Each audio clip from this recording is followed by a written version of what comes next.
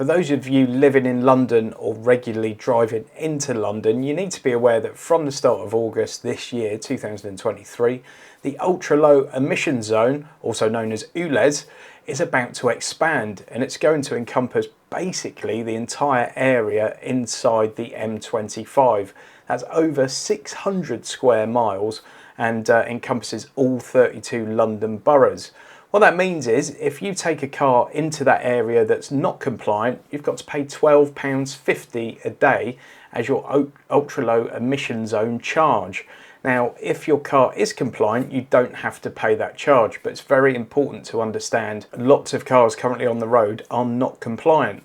So in this video, I'm just going to very briefly tell you about how to check if your car is compliant and things to maybe think about in future. And just remember, there are other ultra low emission zones in the UK now that differ to the one in London slightly. So I'll do another video on those at some point. And also keep in mind that others will be coming. If your town where you live doesn't currently have an ultra low emission zone, doesn't mean it's not going to have one in the next 18 months or something. So all this is food for thought, folks. Now, the ULEZ zone's not a new thing. It's sort of been in the area between the North and South Circular for a few years now, but it's not really working. Of course, it's resulted in fewer high polluting cars going into London on a daily basis.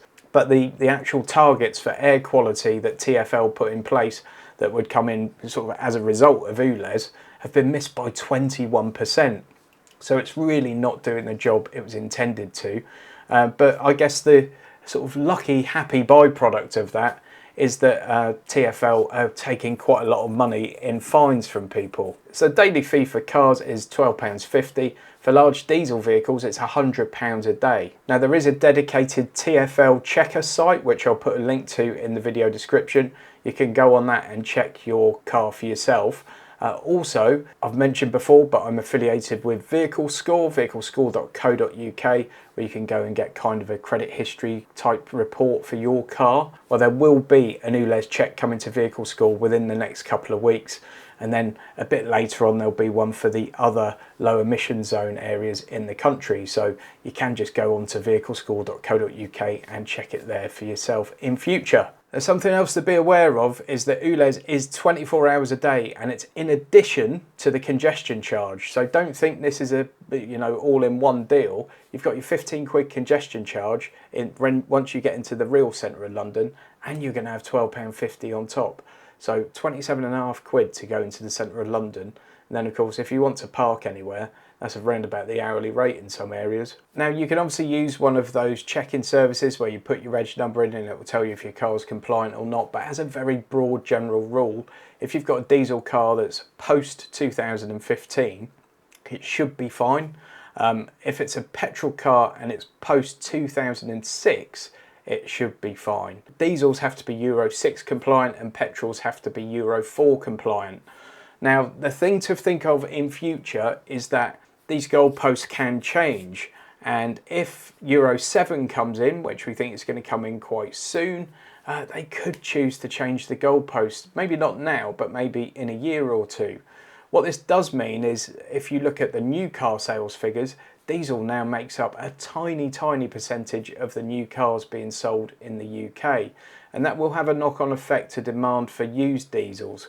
If you've got a diesel right now, even if it is compliant, it may be worth thinking about switching to petrol or a hybrid, and maybe even going over to the EV revolution if you're that way inclined. I'm sure that will get a few comments.